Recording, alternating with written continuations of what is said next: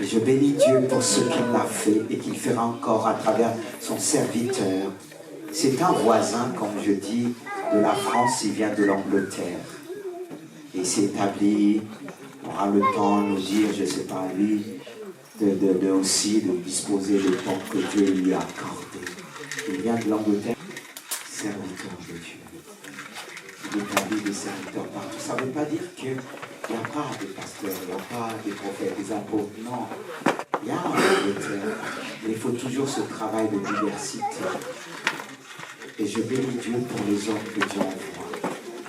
Et je bénis Dieu puisque c'est lui qui a conduit, c'est lui qui a dirigé. Et on veut vraiment remercier Dieu de l'avoir envoyé. Et on bénit Dieu pour sa présence. Il va mieux se présenter. Est-ce que notre frère, serviteur de Dieu, peut s'approcher? Est-ce qu'on peut l'encourager? C'est pas pour le mettre mal à l'aise. Je bénis Dieu de pouvoir faire connaissance avec lui grâce à ma sœur qui lui permet, parce que c'est bien d'avoir des relations. Dieu nous donne des relations avec d'autres personnes qui nous permettent de connaître d'autres. Et c'est là qu'on peut dire, la maison de Dieu, c'est vraiment une maison de bénédiction. Et que Dieu puisse nous bénir à travers toi, sans toi libre, à travers ce que tu as reçu de Dieu, et le ministère que tu as reçu. Que Dieu te bénisse. Amen. Est-ce qu'on peut fortement acclamer le Seigneur de Dieu? Est-ce qu'on peut pousser des cris de joie et acclamer Jésus-Christ? Est-ce qu'on peut pousser des cris de joie et acclamer Jésus-Christ? Alléluia! Alléluia! J'aimerais bénir Dieu pour la vie de l'homme de Dieu. Voilà. Le premier jour où je l'ai rencontré, mon âme s'est attachée à lui. Comme l'âme de Jonathan s'est attachée à celle de David. Et c'est un grand homme, c'est un homme de Dieu sérieux et qui fait l'œuvre de Dieu avec tout son cœur. Alléluia. J'aimerais dire ce matin que vous avez un véritable et un bon pasteur. Est-ce qu'on peut acclamer le Seigneur pour ça? On acclame le Seigneur pour sa vie. La manière dont il célèbre l'homme de Dieu, c'est comme ça que Dieu va te célébrer. Alléluia. Et Dieu bénisse son serviteur. Alléluia. Dieu bénisse encore, on va dire tout le conseil, toutes les personnes qui travaillent d'arrache-pied pour l'évolution de cette œuvre. Que le Seigneur vous bénisse et vous emmène encore à une autre dimension au nom de Jésus-Christ. Amen. Voilà. Dieu bénisse son serviteur.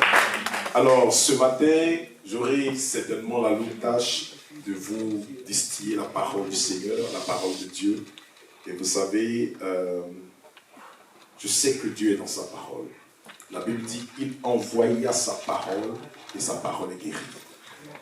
Et Dieu est sur le point d'envoyer sa parole pour guérir quelqu'un. Mais cela dépendra de quel type de terre tu seras ce matin. Nous avons 4 types de terre, n'est-ce pas? Le long du chemin, les endroits pierreux, les endroits épineux, et nous avons les bonnes terres.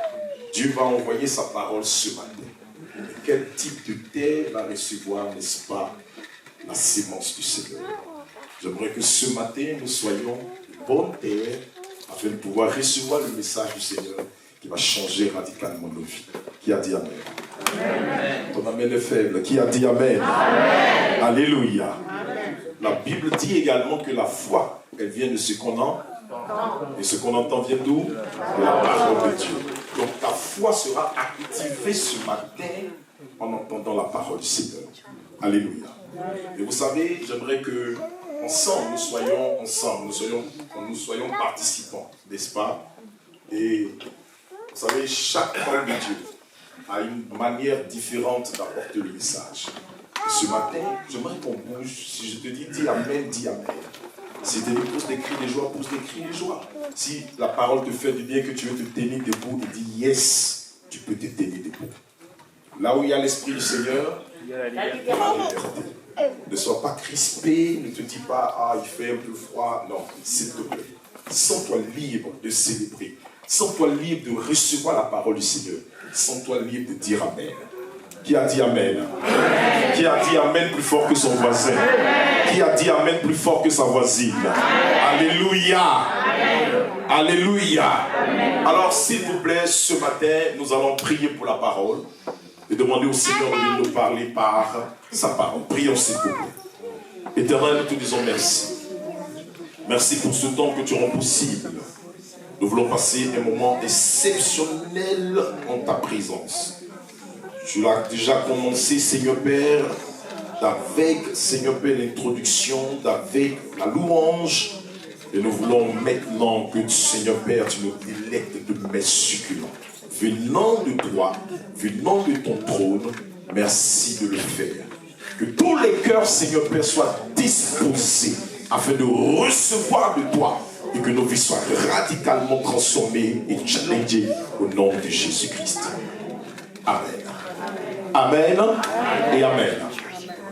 Alors, mes amis dans le Seigneur, j'aurai la possibilité certainement de parler à quelqu'un. Le message que je veux donner est un message prophétique. Donc, si tu es véritablement disposé, ce message va toucher ta vie, va toucher ton cœur au nom de Jésus-Christ de Nazareth. J'aimerais rapidement, s'il vous plaît, qu'on prenne nos Bibles, s'il vous plaît, dans le livre de Psaume. Le Psaume 84. On va y aller. Psaume 84 à partir du verset 5 à 7. Merci Jésus. Je lis la parole du Seigneur dans le livre de Psaume, chapitre 84, à partir du verset 5.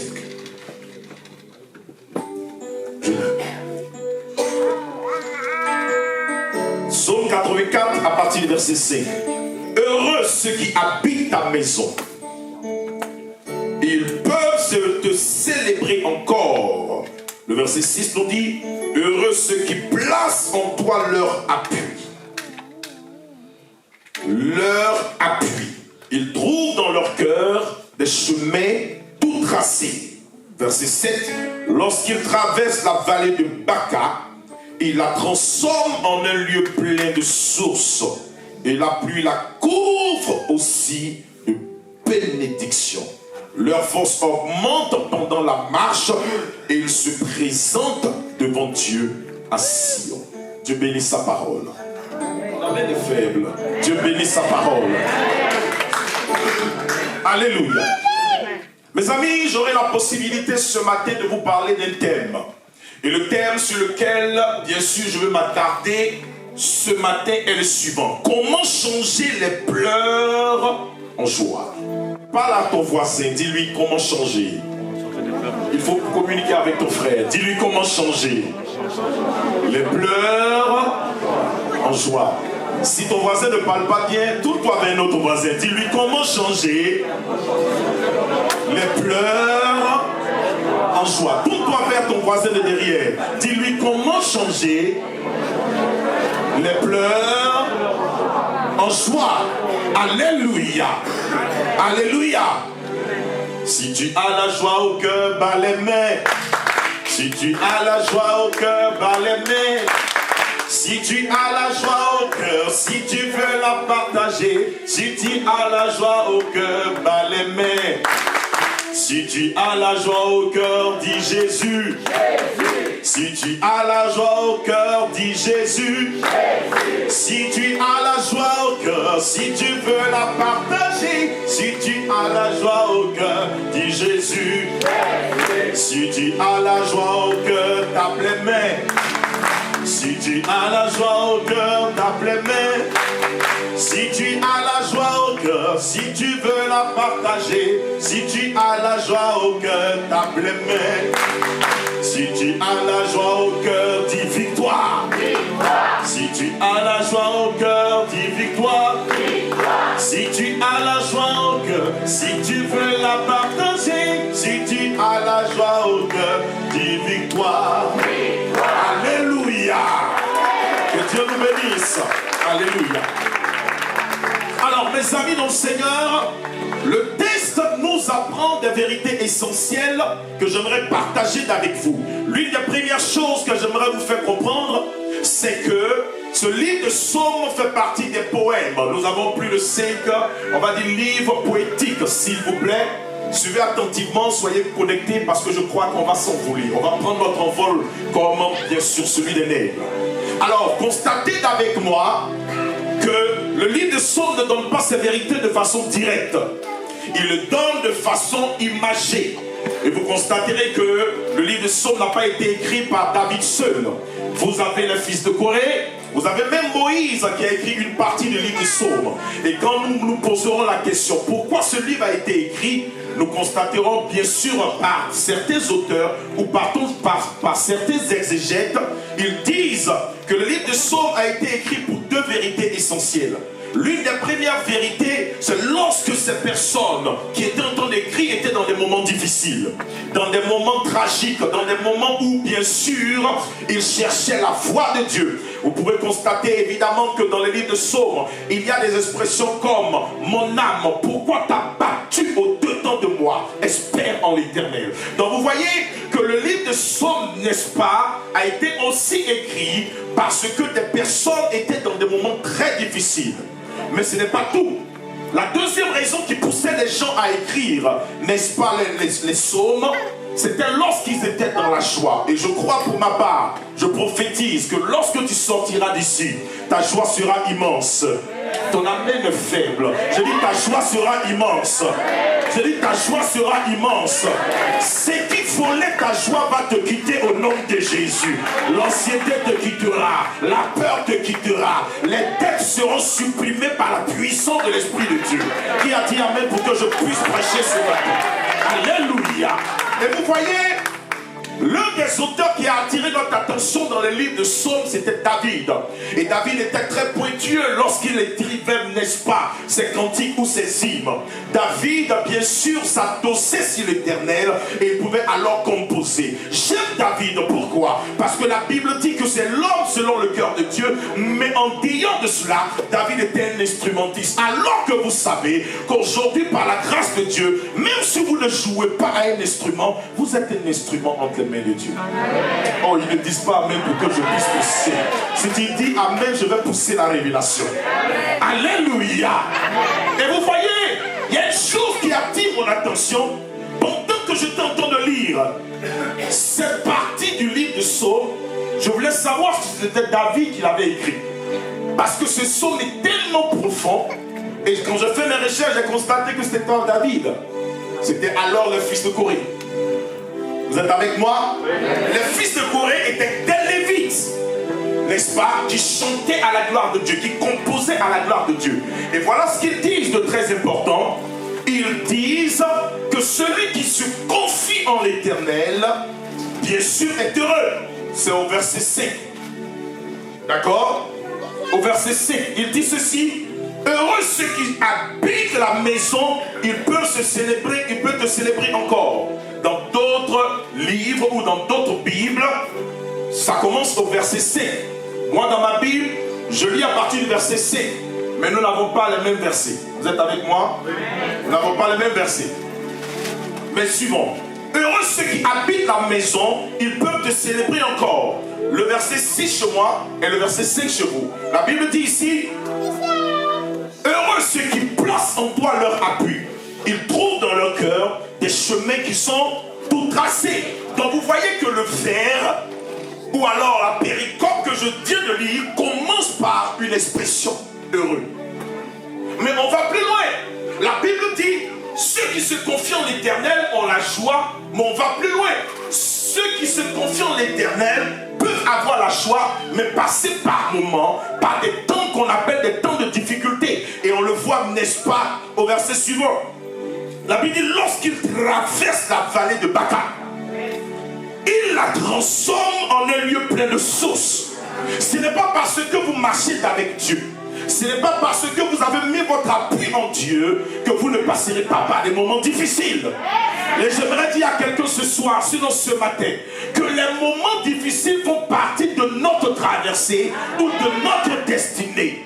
Avec Dieu, vous ne pouvez pas monter si vous ne descendez pas. C'est pourquoi la Bible dit de Jésus, le même qui est descendu, c'est le même qui est quoi? Qui est monté. Et je veux prophétiser ce matin. Certainement que tu tu es descendu par les laves, tu es descendu par les difficultés, tu es descendu par des situations compliquées. Mais ce matin, je te vois remonter par la grâce de Dieu. Quand ton âme est faible, je dis, je te vois monter par la grâce de Dieu. Alléluia. Mais maintenant, suivez. Comment changer les pleurs en joie? L'une des premières choses que j'ai constatées quand j'ai lu le texte, c'est deux expressions hébreues. Baka et Beraka. Baka parle des pleurs et Beraka parle de la bénédiction, de la faveur, de la grâce de Dieu qui accompagne une personne. Alors, permettez-moi de parler un peu des pleurs. Je vais commencer par les pleurs et nous allons atterrir dans les bénédictions. La Bible dit, ceux qui se confient en l'Éternel, qu'est-ce qu'ils font? Ils sont heureux. Et la Bible dit, ils trouvent dans leur cœur les chemins tout tracés. Et la Bible dit au verset suivant, lorsqu'ils traversent la vallée de Baka. La première chose que nous constatons, c'est que ce verset ne s'adresse pas à tout le monde. Il s'adresse à ceux qui sont pour l'Éternel, ceux qui sont pour Dieu. Et la Bible précise ceux qui se confient en l'Éternel. Vous voyez, quand on fait des recherches, l'une des premières choses qu'on constate concernant cette expression se confier, j'aimerais donner des détails pour qu'on puisse avancer. Quand on fait des recherches concernant le mot se confier, nous avons bien sûr la définition suivante: mettre son appui en l'Éternel, reposer sur l'Éternel, faire de l'Éternel, n'est-ce pas, ses délices, faire de Jésus-Christ, n'est-ce pas, son soutien. Et le Seigneur m'a fait comprendre ceci de très important. Merci. Que aucune fille ne peut véritablement avancer si elle ne s'adosse pas sur Jésus. Est-ce que vous êtes avec moi? Aucune fille ne peut progresser si elle ne s'appuie pas sur Dieu. C'est vrai que le pasteur a dit tout à l'heure qu'il y a des athées, il y a des personnes qui ne croient pas en Dieu. Mais quand certaines situations viennent nous heurter, nous toucher, nous constatons véritablement qu'il y a un Dieu qui existe. Vous êtes avec moi? Je vais quelque part avec vous. On va tous tout doucement pousser et Dieu va nous faire grâce. Alors, la première expression que nous cherchons à définir, c'est le mot se confier. Se confier, c'est mettre son appui. C'est compter sur l'Éternel. C'est reposer sur Dieu. Et c'est ce que David disait dans ses psaumes. Je suis abattu, mais je compte sur toi. Mes regards sont fixés sur toi. Je lève les yeux vers l'Éternel. Ce sont des expressions qui prouvent que David avait positionné sa confiance en l'Éternel. Maintenant, suivez-moi attentivement. Je le disais tout à l'heure, ce n'est pas parce que vous avez mis votre confiance en l'Éternel que vous ne passerez pas par les pleurs. Qu'est-ce que c'est que les pleurs? Nous disons bien sûr de manière simple que les pleurs, c'est souvent de l'eau qui coule de nos yeux. Je peux le dire ainsi. Et nous pleurons pour plusieurs raisons, sinon pour deux raisons qui sont fondamentales. La première raison qui nous pousse à pleurer, c'est lorsque nous passons par des moments difficiles, des moments compliqués. Au cours, n'est-ce pas, de l'année 2020, nous avons vu beaucoup de personnes pleurer, surtout en Angleterre. Je voyais des personnes qui pleuraient. Non, nous sommes foutus. On nous a chassés de notre entreprise. J'ai plus d'argent. Je fais comment pour vivre? Et tout le monde se cherchait. Même les grands statisticiens ont été surpris, n'est-ce pas, par cette réalité qui nous a tous frappés. Chacun, bien sûr, cherchait bien sûr une solution. Et je voyais beaucoup de personnes pleurer. Et excusez-moi l'expression, surtout nos mamans, surtout les femmes. Parce que ce sont elles généralement qui sont beaucoup émotives. Elles commencent à pleurer. Mais on fait comment? Tu as perdu ton boulot. Qu'est-ce qu'on fait? Quand est-ce que cette situation va s'arrêter? C'est encore un second confinement. C'est terrible ça. Quand est-ce que nous finirons avec cette affaire?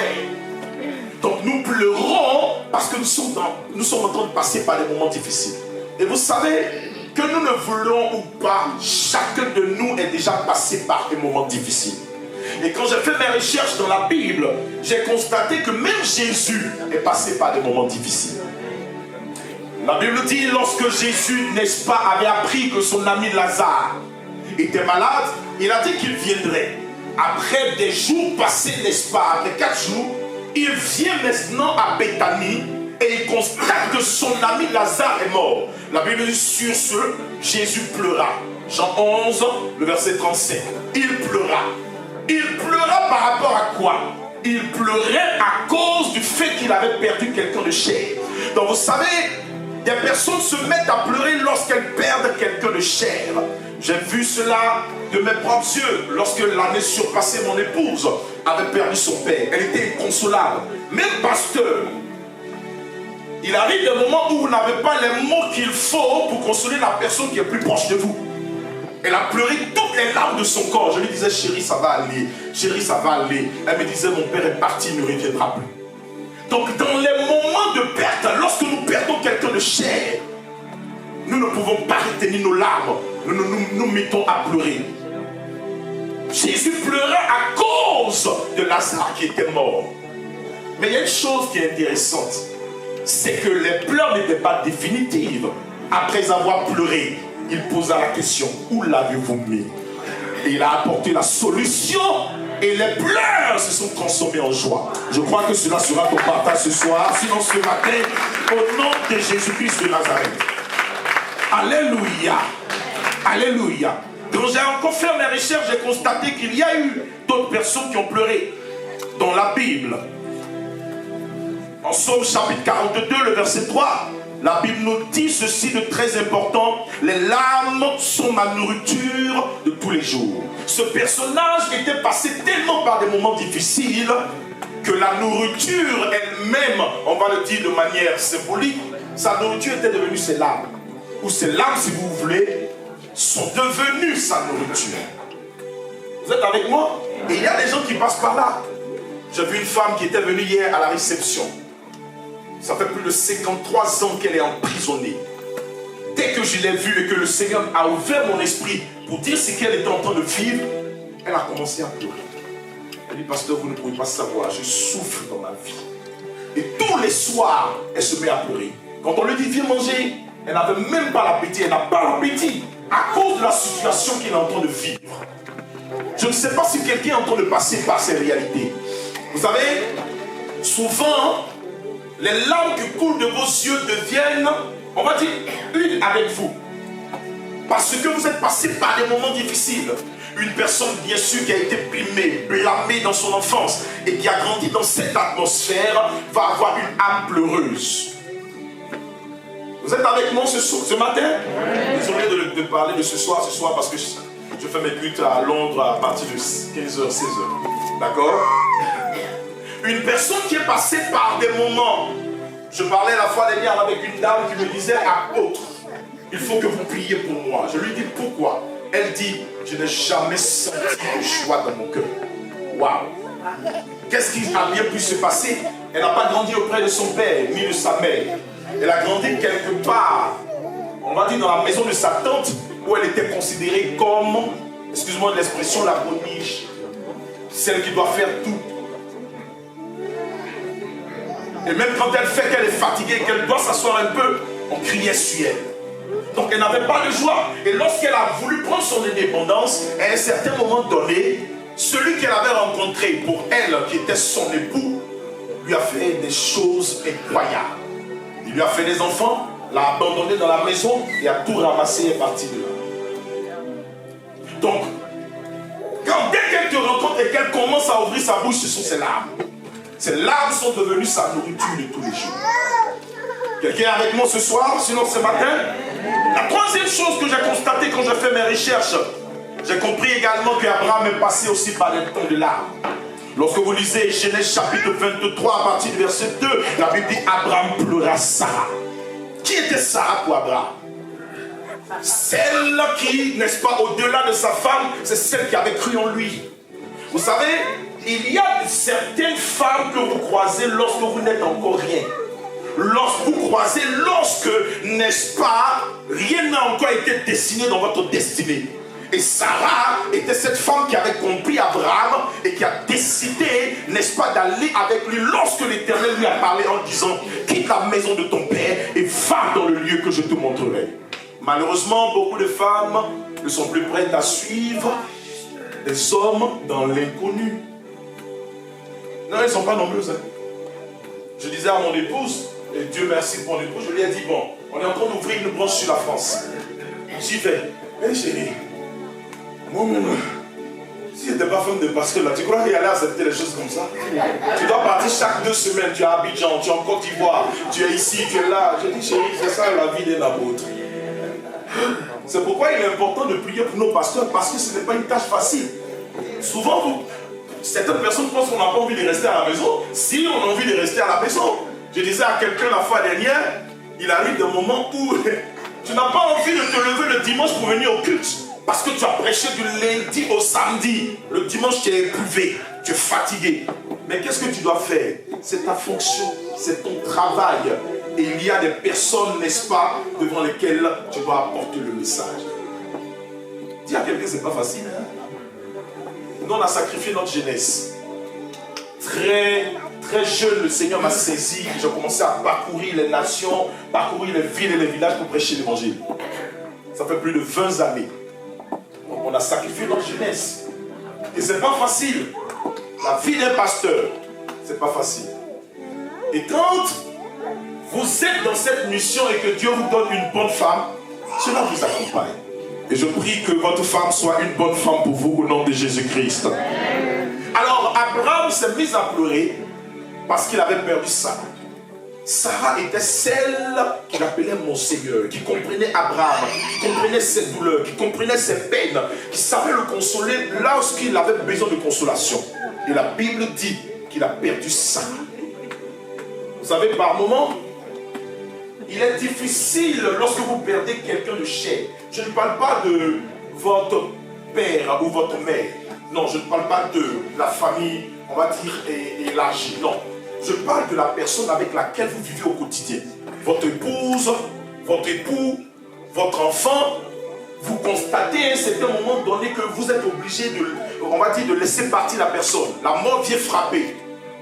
Et quand la mort vient frapper de la sorte, je vous dis la vérité, c'est très difficile. C'est alors que si vous n'avez pas Dieu, certaines personnes tombent dans la dépression.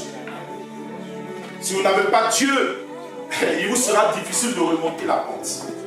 Et Abraham s'est mis à pleurer parce qu'il avait perdu Sarah. Certainement que certaines personnes ont perdu des personnes chères. Tu as perdu l'époux de ta vie. Tu as perdu un fiancé qui a dit: tu es la lune de mon cœur. Tu es celle avec qui je veux vivre. Au moment où tu voulais compter sur lui, il t'a abandonné. Tu t'es mis à pleurer. Abraham pleura Sarah. Troisième chose, sinon la chose suivante que j'aimerais vous dire, c'est que j'ai vu également Jean. Jean, l'apôtre de Dieu, en Apocalypse chapitre 7, verset 4, se met à pleurer. Pourquoi il pleurait? Il était dans le ciel, il a été ravi. Il était dans le ciel, il a vu des magnifiques choses, des choses extraordinaires, mais il s'est mis à pleurer. Et par ironie, j'aimerais dire ceci. Un ange lui a dit: ici on ne pleure pas. Sur la terre là-bas tu as pleuré, dans le ciel ici tu viens pleurer. On ne pleure pas ici.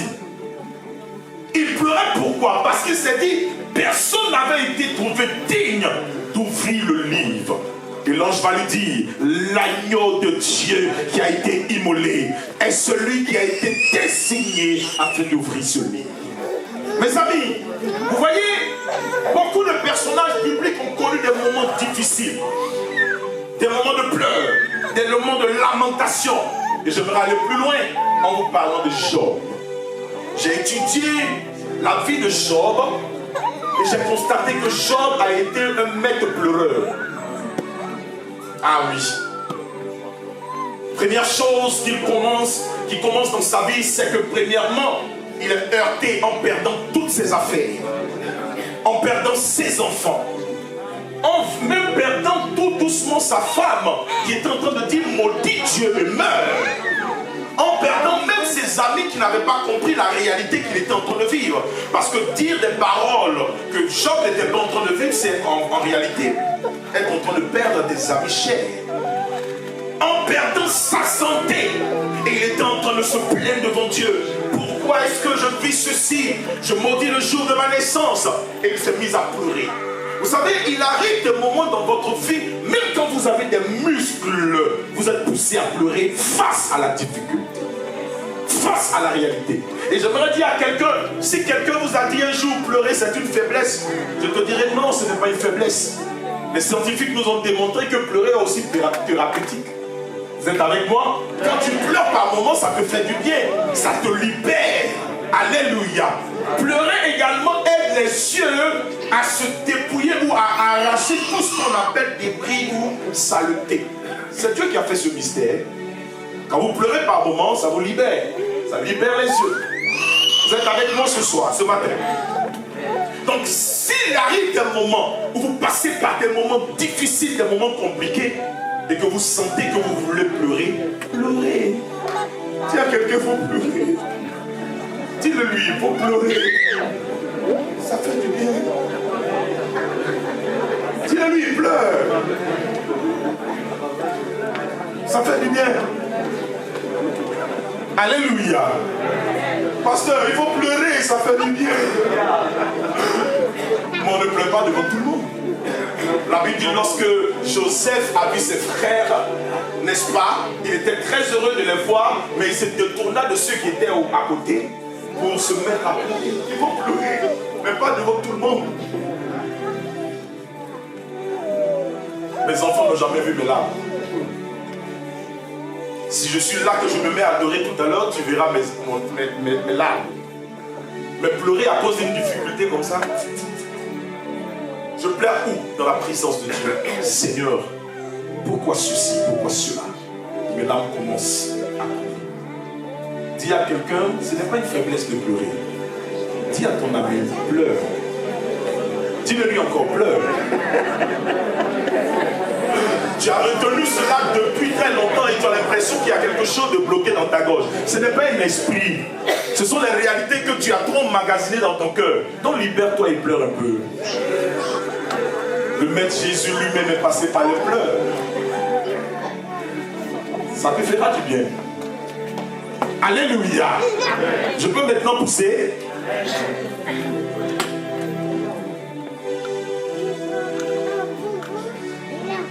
Alors, maintenant regardez ce qui est intéressant dans le texte. C'est ceci de très important. Vous savez, la Bible dit au verset 6, heureux ceux qui placent en toi leur appui et posent dans leur cœur des chemins tout tracés. Lorsqu'ils traversent la vallée de Baca. Quand nous cherchons à définir l'expression Baca, je vous ai dit tout à l'heure, c'est les pleurs, ce sont des larmes. Et vous savez, Baca est l'image, n'est-ce pas, de ce que David appelle l'homme de la vallée de la mort. La vallée de la mort, c'est la vallée des combats. C'est la vallée des difficultés. C'est la vallée des situations compliquées. Et vous ne pouvez pas évoluer avec Dieu sans passer par ce qu'on appelle les épreuves. Les épreuves de notre vie, dit bien sûr Jacques, produisent la patience. Vous ne pouvez pas grandir avec Dieu, connaître une certaine excellence avec Dieu, si vous ne passez pas par les pleurs, par des moments difficiles, par des moments compliqués. D'ailleurs, ce sont les réalités de la vie qui nous donnent de grandir avec Dieu. Alléluia. Et la Bible dit, si tu passes par ces moments de larmes, si tu passes par cette difficulté, la Bible dit, heureux ceux qui placent en toi leur appui, ils trouvent dans leur cœur des chemins tout tracés. Lorsqu'ils traversent la vallée de Baca. Donc en réalité, les moments de pleurs ne sont pas définitifs. Nous passons par des moments de pleurs. Nous passons par la vallée. La Bible ne dit pas dans ce texte lorsqu'il s'arrête dans la vallée. La Bible dit lorsqu'il traverse la vallée de Baca. Je suis venu dire à quelqu'un ce soir, sinon ce matin, tu es en train de traverser la vallée des larmes. Tu es en train de traverser la vallée de Baca. Ce n'est pas ta destination finale. Alléluia. La Bible dit la vallée de Baca, il la transforme. Donc ça veut dire, si vous ne passez pas par la vallée de pleurs, vous ne pouvez pas transformer. Quelqu'un avec moi ce soir? C'est une obligation pour vous de passer par la vallée, par des moments de difficulté, par des moments de pleurs. Et quand vous finissez de passer par là, c'est alors que la transformation commence. Est-ce que je peux prophétiser sur la vie de quelqu'un? Quelqu'un me dit prophétiser. Est-ce que je peux prophétiser? À partir de ce soir, je vois tes larmes changer en joie. Je vois tes larmes changer, bien sûr, en bénédiction. Je vois Dieu transformer tes moments de pleurs, tes moments de doute, tes moments, bien sûr, d'incompréhension. Qui a dit Amen? C'est ton Amen qui valide la parole que je suis en train de relâcher. Ton Amen valide la parole. Alléluia. La Bible dit, il la transforme. Il la transforme en un lieu plein de sources. Quand on parle de sources, l'expression aussi employée après source, c'est bénédiction, c'est élévation, c'est la gloire de Dieu. Alléluia. Alléluia. Vous savez, quand je fais mes recherches, j'ai compris ceci. Que l'expression employée ici dans ce verset, moi ici c'est au verset 7, l'expression, on va dire source, peut être remplacée par l'expression Beraka. C'est en hébreu. Et l'expression Beraka parle de prospérité, parle de bénédiction, parle de louange à Dieu. Vous savez que la louange, c'est aussi la célébration, c'est aussi le temps de joie. Ça parle aussi d'un don, ça parle aussi, n'est-ce pas, d'un traité de paix. Est-ce que je suis venu parler à quelqu'un ce matin? Je suis un envoyé de Dieu pour te dire ce matin que tes pleurs seront changés en sujet d'allégresse. Non, ton amen est faible. Je dis en sujet d'allégresse, en sujet de joie. Alléluia. Je vais plus loin pour vous dire ce matin, mes amis dans le Seigneur. Quand vous passez par la vallée de Baca, Dieu vous donne la capacité de transformer ce lieu en un lieu de bénédiction. Quelqu'un me poserait la question, mais comment ça se passe? Vous savez, les épreuves de notre vie nous permettent d'évoluer avec Dieu. Pour certaines personnes, ce peut être la tentation. Il y a une différence entre la tentation et l'épreuve. Je n'aurai pas le temps d'expliquer tout cela. Mais vous savez que l'épreuve, c'est tout ce qui vous fait grandir avec Dieu. Alors que la tentation, c'est tout ce qui vous pousse à la chute, à la faute. Et lorsque Jésus devait entrer pleinement dans son ministère, il y a une action qui attire mon attention. Pendant qu'il est dans ce moment de jeûne, certes, c'est une tentation devant laquelle il se trouve, parce que le Satan le tente à 3 niveaux, mais pour Dieu, c'est une preuve pour le faire passer à une autre étape de sa vie. Et constatez, la Bible dit, après les 40 jours de jeûne, lorsqu'il fut tenté par le diable, après la tentation, la Bible dit que Jésus commença son ministère et sa renommée, bien sûr, s'accrut. Est-ce que vous voyez? Donc, après chaque épreuve, après chaque moment de tristesse, après chaque moment de larmes, Dieu nous amène à une autre étape. Dieu nous amène à un autre niveau. Alléluia. C'est pourquoi dire à quelqu'un, c'est important aussi les pleurs. C'est important aussi les difficultés. Alléluia. Je suis en train de partir vers la fin. Mais il y a une chose qui attire mon attention. Et j'aimerais bien sûr vous partager cela. La Bible dit, il la transforme en un lieu plein de sources et la pluie la couvre aussi de bénédiction. Vous savez que quand on parle de la bénédiction aussi dans la pluie, c'est le symbole. Dans la Bible, c'est aussi le symbole de la pluie. Dieu dit dans sa parole en Joël, je ferai descendre sur vous la pluie de l'arrière-saison. C'est la saison de la moisson. C'est la saison de la récolte. Donc après les moments difficiles, après les moments de peine, après les moments de pleurs, Dieu transforme, il transforme ces réalités en bénédiction pour nous. Donc je suis en train de dire à quelqu'un, je ne sais pas ce que tu es en train de traverser, je ne sais pas ce que tu es en train de vivre en ce moment, mais j'ai une bonne nouvelle à t'annoncer. C'est que Jacques dit, comprenez que le preux de notre foi produira la patience. L'épreuve ou les pleurs ou les difficultés que nous connaissons dans nos vies produisent toujours quelque chose. Et je suis en train de voir cette saison arriver dans ta vie. Dis amen. Je suis en train de voir cette saison arriver dans ta vie. Je suis en train de voir cette saison arriver dans ta vie. Alléluia. Dis à ton ami, il y a une nouvelle saison qui arrive. Dis-le lui, il y a une nouvelle saison qui arrive. Dis-le lui, il y a une nouvelle saison qui arrive. Encore. Dis-lui, mon ami. Dis-lui, mon ami, il y a une nouvelle saison qui arrive. Alléluia. Alors, je me résume en vous disant ceci, le très important. Quand vous vous confiez en l'Éternel, quand vous mettez en Christ, en Dieu, votre appui, cela ne veut pas dire que vous ne passerez pas par des moments difficiles.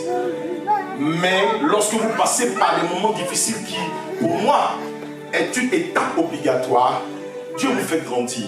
Il apporte quelque chose de nouveau dans votre vie afin que vous ne soyez pas seulement qu'une bénédiction, mais une source de bénédiction.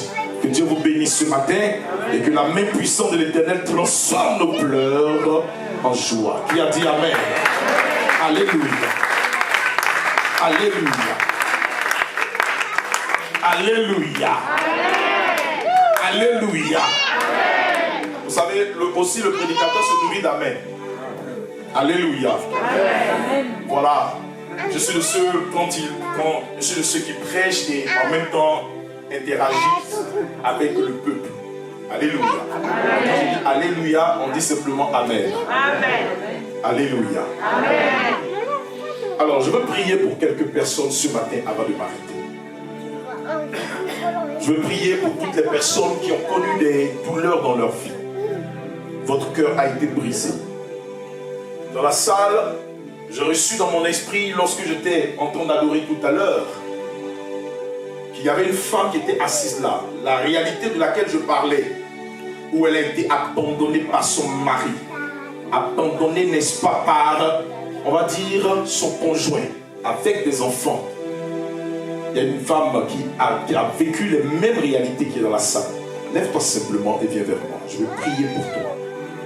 Le Seigneur me demande de prier pour toi parce qu'il veut te faire passer à une autre étape de ta vie.